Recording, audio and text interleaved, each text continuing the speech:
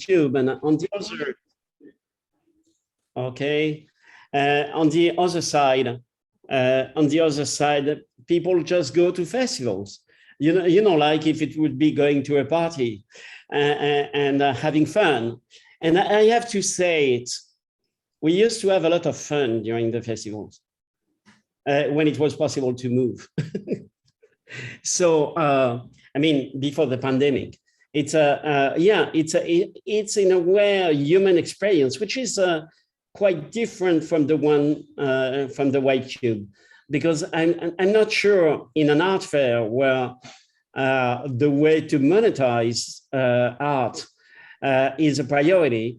I don't think it's exactly the same kind of feeling that the one you have in a media art festival, where people are sharing the capacity to take risk in terms of making sense out of the contemporaneity of the tools we use. So that's something that has to be observed. Yeah, I think I really also, like, just to follow up on this topic. I remember, like, that was like maybe 10 years ago when we were like doing some kind of like something in between, like festival and conference. And then Bruce Sterling, the science fiction writer, he told me, like, like festivals are new, conferences are basically new magazines. So there were like this kind of, and still is some kind of like hyper production of different events that is happening all around the globe. And in a way, this is how we are consuming things now, like going on those conferences and stuff like this. And in a sense, I was like a victim of, not victim, I was also enjoying that really a lot, by going all around and having like, every week being in different country and doing this kind of talks and presentation and stuff like this. But now recently I just came back from Brussels, from one conference. And now after like 1.5, almost 2 years of this kind of break after this pandemic, I was thinking like, oh my God, this is so not efficient way of because like you need like 3 days to go somewhere, in a sense, to fly, to go on hotel, to do a lot of different things in order to give like 20 minutes talk. So now I'm somehow in between, like, is this really a best format? And what are like good and bad sides of that? And how basically this hyper production of events that we saw before the pandemic, how this was like influencing work, like, and it was the same with any other, discipline. Then the question was like, for example, when I was in this digital rights field, it was also a lot of conferences at the end, and many people just live out of that, in a sense, just going from one to another. And then my main question was like, when those people are working at all. It's true. I spent so much time, and Oliver as well, going from one place to another. I remember, I think it's Petu Rastas that used to say that we were a kind of media jet set by traveling all the time. And this was in the 90s. So you can imagine that this didn't improve. We tried to organize something more hybrid in Hong Kong and for Ars Electronica Festival last year and this year. So last year we organized a planetary wine tasting party. And this year we organized a galactic wine sharing party. And so the party was a party actually in Hong Kong, but we had people from all over the world, let's say the world that was on the same side of the sun, that people came, and we had exactly the quality of exchange, even better, that we have usually in festival. And so we could share artworks, we can present them, we could talk, we could drink, we could share ideas, be happy to see people we haven't seen for years. Exactly the same feeling. That's really exciting.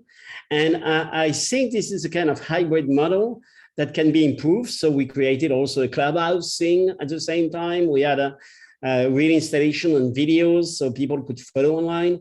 But it was not, the idea was not to create more stress.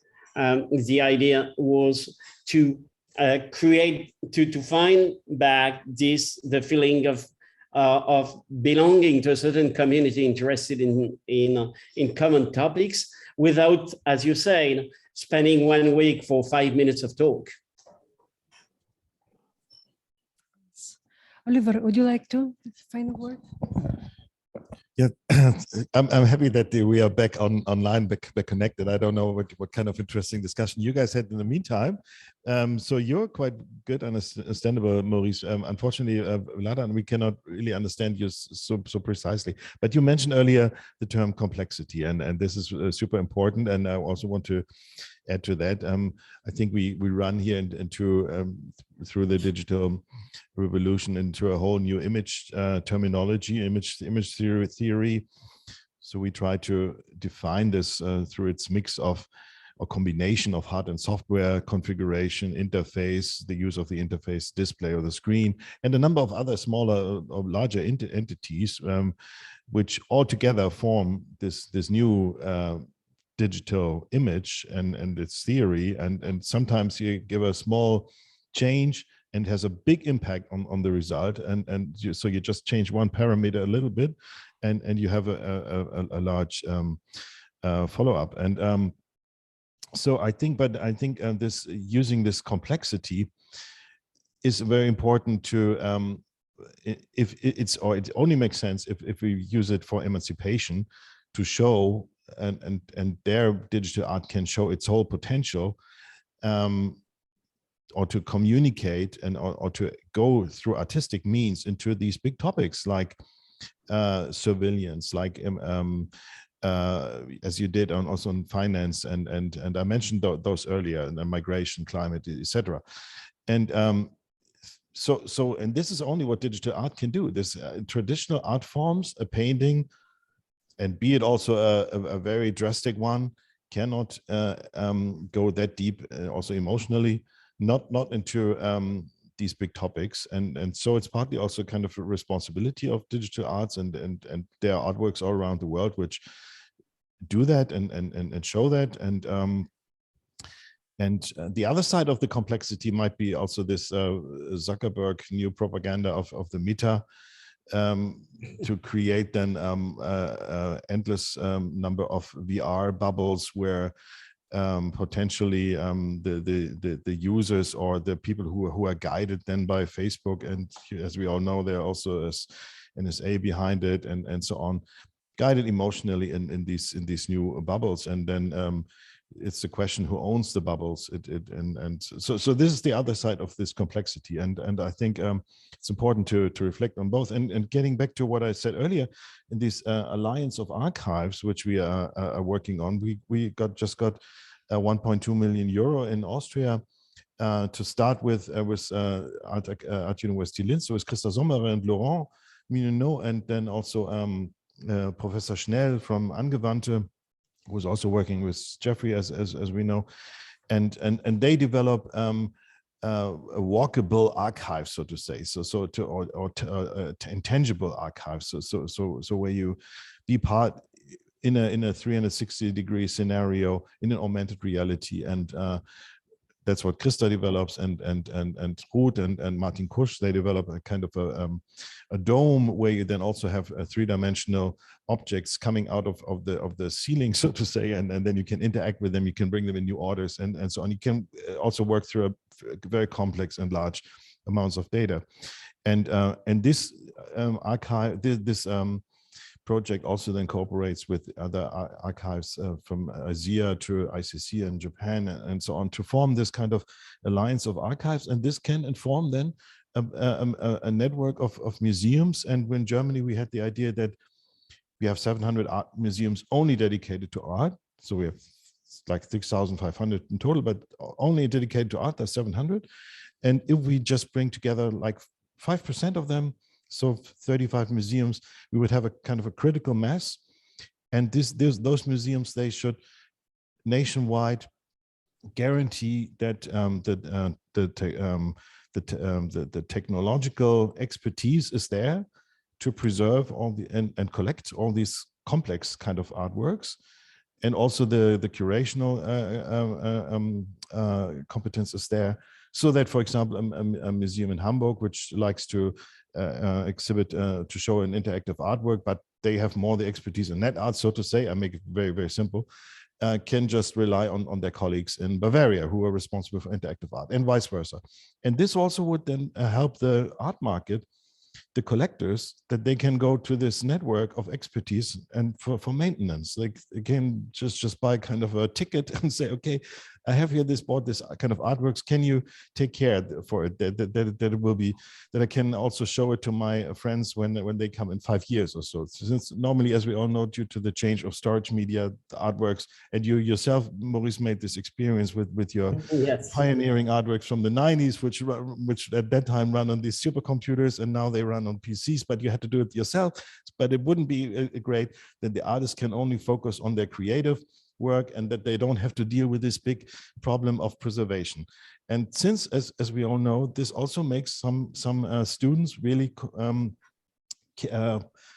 even I would say conservative, is that on the art festivals, it is not anymore like maybe 10 years or 15 years ago, to push the technological border any further and further and further. So to make the artistic will, to manifest the artistic will in new, even by artists invented technologies. No, they now in the art schools, they have to think strategically, okay, I want to show my artwork also in 10 years. And so I maybe use a more trivial technology to help that. And so this is a kind of a process which then also we should through this network of museums and through this maintenance and network, and through also this alliance of archives, can be counteracted. And since also in the art universities, and you guys probably also have many examples for that, we have these phenomenon of students who reinvent the wheel, so to say, who come up with a new interface, a brand new interface, and then they think it, and then they realize, if you tell them, oh, but this an artist 15 years ago made something like that already, and but if they would have an overview of many interfaces which were created, hundreds of them over the last decades, then they can really go into that and can maybe even recombine what their forerunners have done and really create something new. But and I think we need to come to this kind of infrastructure to help the field.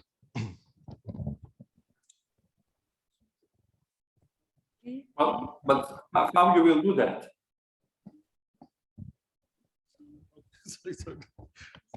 So you're so difficult to understand. How do we do that? No. How you will do that? How you will create this kind of like archive that can be like all the time, like updated and follow all of this? Okay, so we have an archive. It's called Archive of Digital Art. It's exists since 20 years now, more than 20 years, and it has evaluated 5,000 artists, and so 600 are members, with sometimes up to 140 artworks, like Jeffrey Shaw. He has a complete oeuvre in it, also documented, and not the real artworks, but the documentation is needed so that the museums know what they have to collect and what was out there over the last decades, and also the collectors. And Maurice is in there, and so many famous artists. And there are also other documentations which are quite extensive, and like the IZEA, the largest festival, as we know, they have an enormous archive, documentation archive, and SIGGRAPH, ICC in Tokyo started an archive, but they had some financial issues, but now they come back, I think. File Festival in Sao Paulo, they have they have an archive as well, and they're also part of this initiative now. We start with 5 archives, and we develop APIs, and now to connect, and now the question is how we connect, and so there's a longer discussion, and I don't want to go too much into detail to that. Well, yeah. I hope you have a problem with hearing me, or no, you never mind.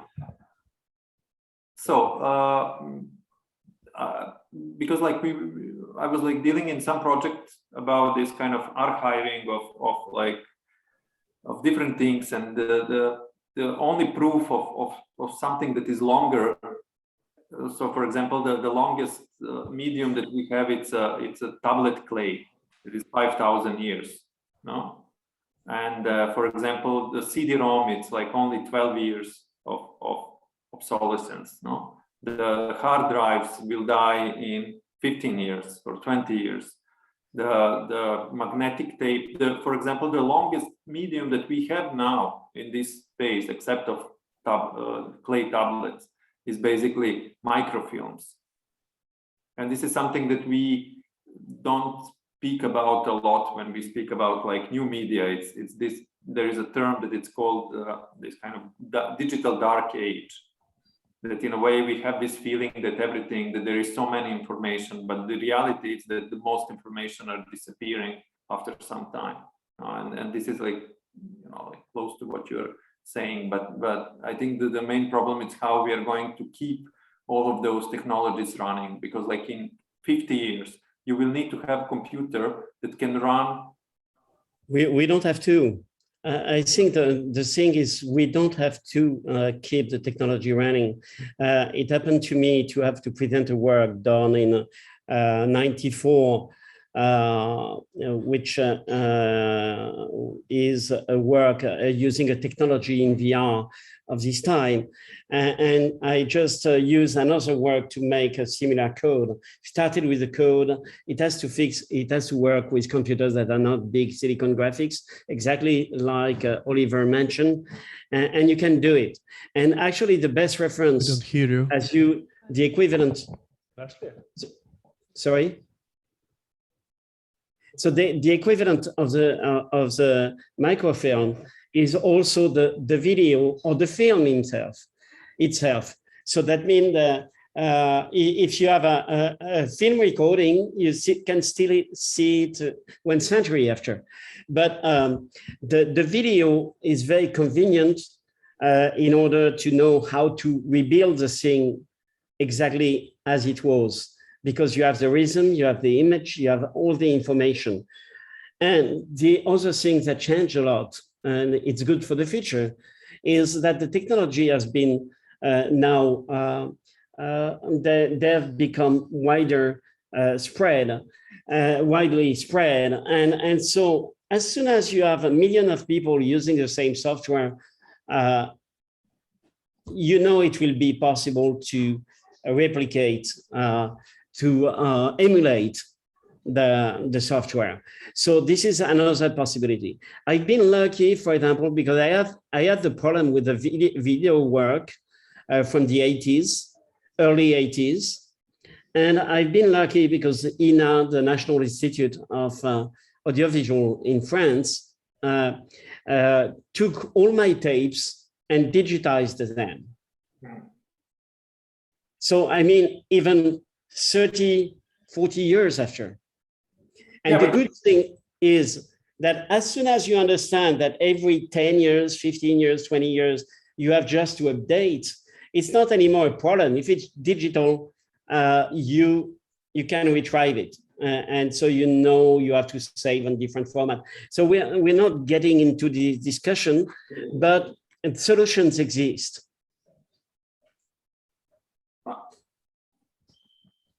In a sense, yes. If you are privileged in a sense to be, you know, part of like 0.1% of the artists that will be, you know, like recognized as a important artist, and then your work will maybe survive because someone will you know, like update and then put this into new format, into new format. But for 99.9% of the artworks produced on new media will be probably lost in next 20 or 50 years.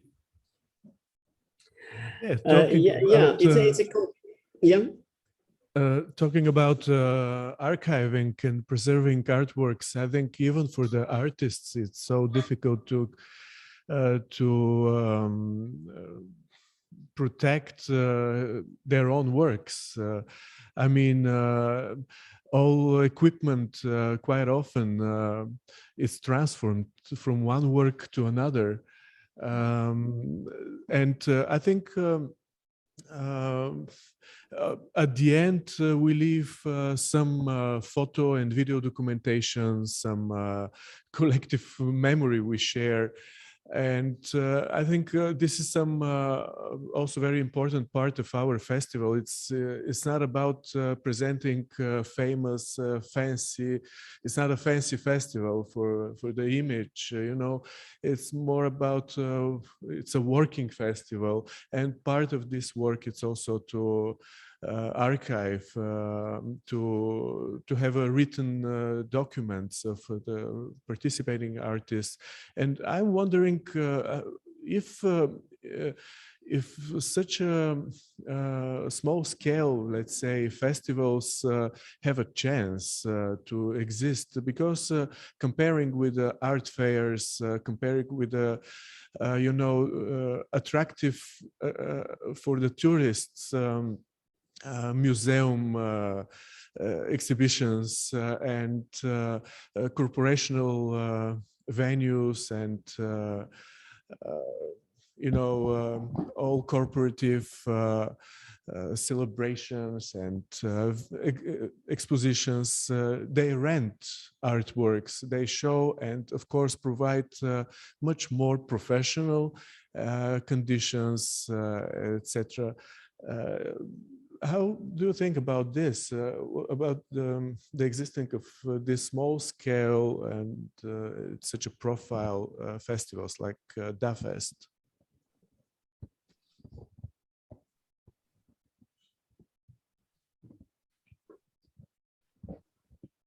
Well, I don't know how the festivals in general will transform in the future, but at this point, they are the showcase of digital art. It's not shown in the museums, and so the festivals will remain, at least until the museums will do their job better, in a better way.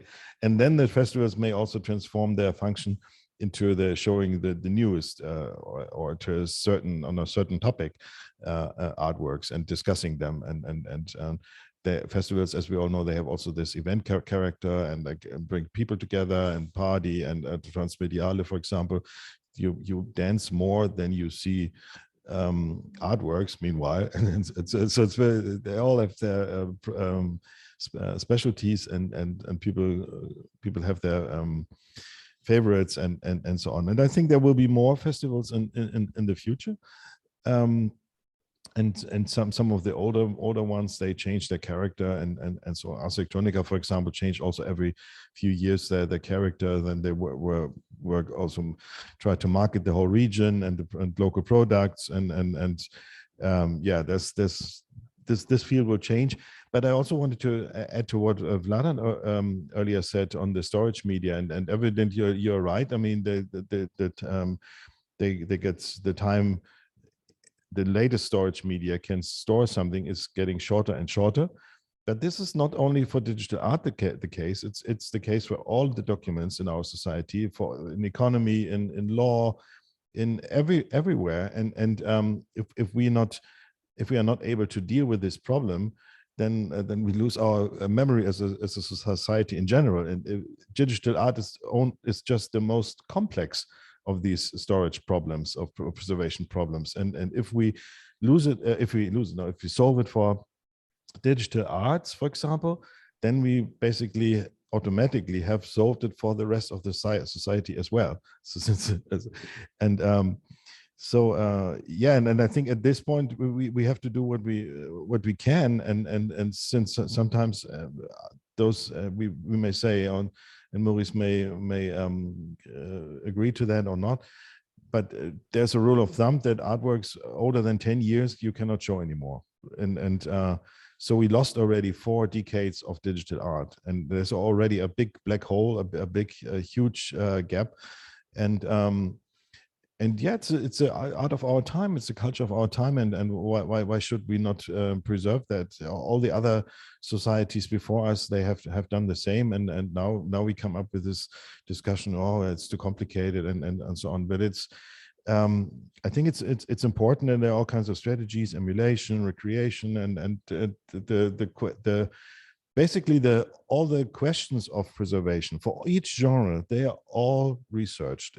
That's not the problem. The problem is just to aggregate them, to organize it in a new way, and then yeah, and if you also compare it with the money which is there for preservation of old media, so like paintings and sculpture, even film, and there are billions out there for the preservation, and why not use just a fracture of a small part of that for the digital arts.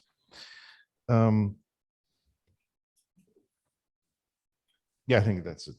Yeah, I think another problem in that field that most of the information that we are producing nowadays is being stored on corporate data platforms such as Facebook, Google, even this, talk that is going now on Facebook will, like later it will be up to them how they are going to keep that.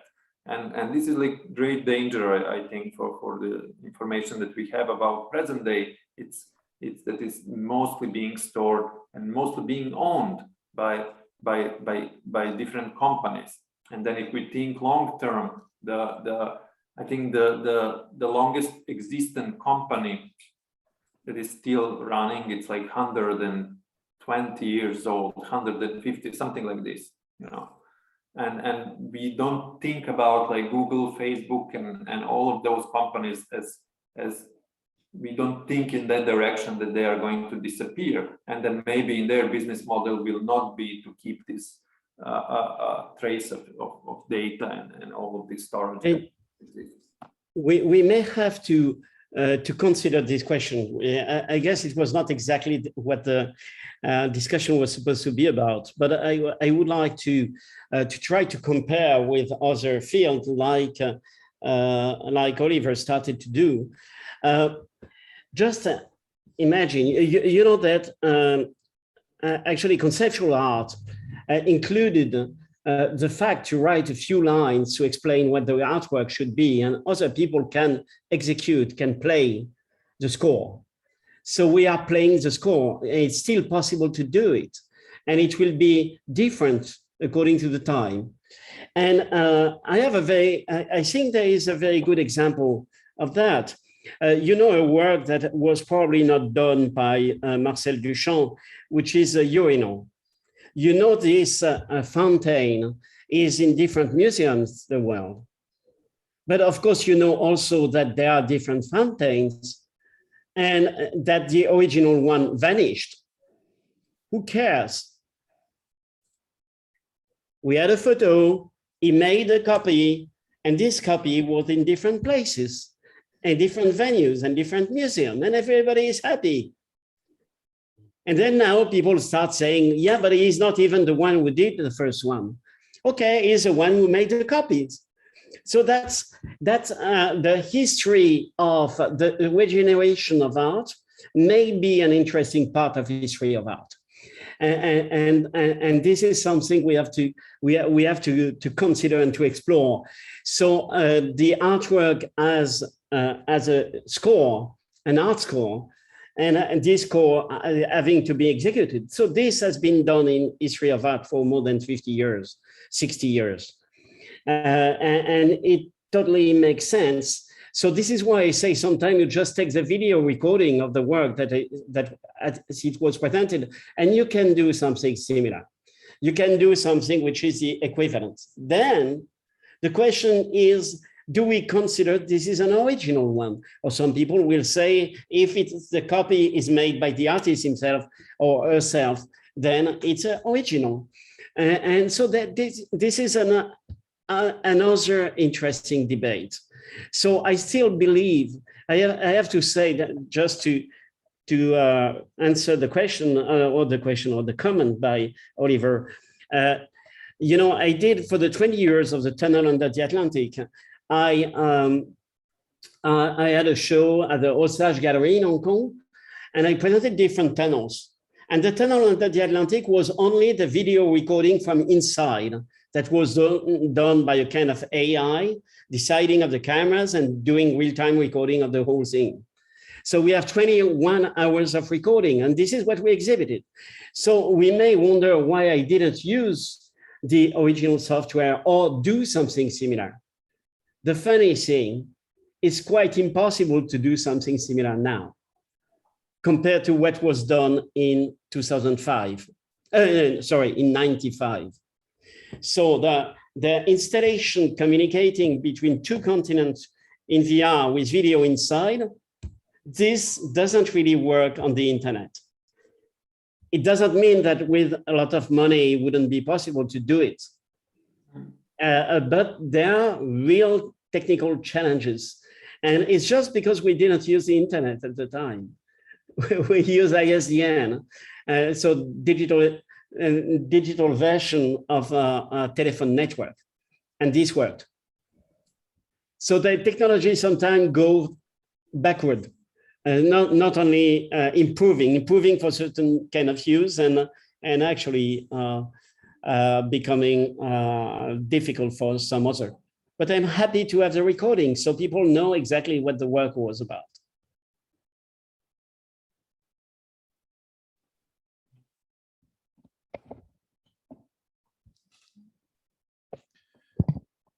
So it's really so interesting what you testify, and you're really a pioneer with a lot of overview, and it's fascinating to listen to you and talk to you. And I think also I agree there's no general solution for that whole thing, and we know there are these different strategies like emulation and recreation, and each artwork needs its own strategy, and the strategy needs to preservation strategy, and this needs to come mostly from the artist. So not that the artist is doing all this technologically wise, but the artist should say, okay, for me it's okay if my artwork, if it will be shown again in 50 years, this is my main concept, and I want to, this needs to come through. And so I don't care what happens with the interface, I don't care what happens with the software. You can do whatever you want in 50 years, but this is my main point. This would be one option. And there are also other artworks which have very interesting software aesthetics, like your artworks. Just forgot the name, with the panorama of the war scenarios from all over the world, where you got the Golden Nika. Oh yeah, Cosmopolis. Yeah, and so it has a very interesting visual aesthetics, and I don't know if this can be simply recreated by somebody else, but so you need probably the emulation, or also the Osmos from Chad Davies that has a super interesting visual aesthetics, but also a fascinating interface. This this chest interface where you register the breathing, and it's a unique interface. It was an invention, and you also have the use of the camera in your artwork, for example.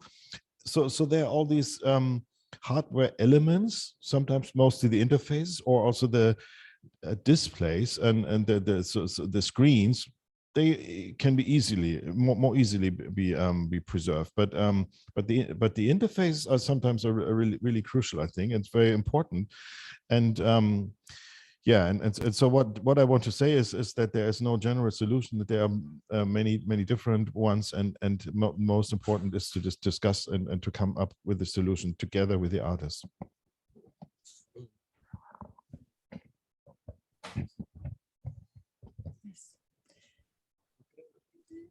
Thank you so much. I think it became very interesting discussion afterwards. However, all these troubles that we got technically. So I'd like to maybe put an end of this discussion, talk, wrap up of the festival program that we ran for the last 5 days. It's actually the last event in our program, and tonight we have a final concert to close the program, but yeah, here is in the official program of the event. So thank you so much, Professor Oliver Grau, Professor Maurice Benayoun, Professor Vladan Zoller, and Menelin Sorello. Thank you very much. For being, part of this talk, and have a nice day. nice evening, Maurice, because I know it's late at your Yes, point. yes. I think it's time for dinner. Okay, have a nice dinner then. Bye-bye. Oh, have a good time. Bye bye. Bye-bye.